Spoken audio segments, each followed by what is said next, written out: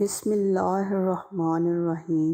آج کا جو میرا ٹاپک ہے وہ کوئی اسلامک قصہ نہیں ہے، بلکہ ایک بہت ہی اہم مسئلہ ہے جس پہ میں بات کرنا چاہتی ہوں، اور یہ بھی چاہتی ہوں کہ آپ لوگ کمنٹ سیکشن میں جا کر اپنی رائے کا بھی اظہار ضرور کریں۔ تو آج کا جو میرا عنوان ہے وہ شادی ہے۔ مجھے لگتا ہے کہ ہمیں شوہر بیوی کا تعلق بنانا بتایا دکھایا ہی نہیں جاتا۔ اس کے اندر میں ایک واقعے کو کوٹ کرنا چاہوں گی۔ ایک دفعہ ایک صحابی کی شادی کا اللہ کے رسول صلی اللہ علیہ وآلہ وسلم کو پتہ چلا۔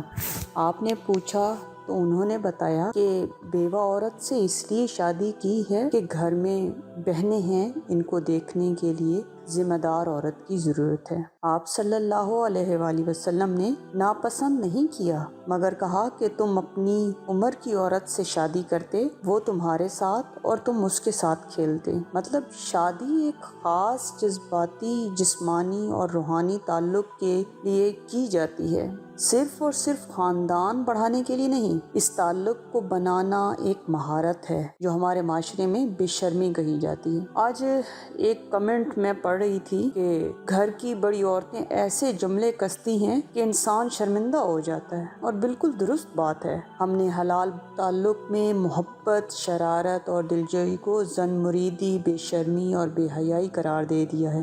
بیوی کو معلوم ہی نہیں ہے کہ وہ خاوند کی محبوبہ کیسے بنے، اور خاوند کو معلوم ہی نہیں ہے کہ وہ بیوی کو کیسے خوش رکھے۔ ہماری سوسائٹی نے بیوی اور محبوبہ کو الگ الگ کر دیا ہے، حالانکہ بیوی کا کام ہے وہ محبوبہ بنے اور خاوند کا کام ہے کہ وہ محبوب بنے، اور اس کو ثابت کرنے کو قرآنی آیات و احادیث بھی بے انتہا مل جاتی ہیں۔ ہمارے یہاں مرد باہر جو مرضی کرتے ہیں اور گھر کی عورتوں کو اپنی خراب نیت کے باعث چھپا چھپا کر رکھنے کی کوشش کرتے ہیں، مطلب کہ شک اور بدگمانی کے انجیکشن رشتے کو لگاتے ہیں۔ اسی طرح عورتیں ڈرامے کے ہیرو کو تو آئیڈلائز کرتی ہیں، مگر خاوند کے اظہار محبت کو چونچلیں اور چھچورا پن کہہ کر چھٹک دیتی ہیں۔ تو خرابی یہیں سے پیدا ہوگی، ذرا سوچئے گا ضرور۔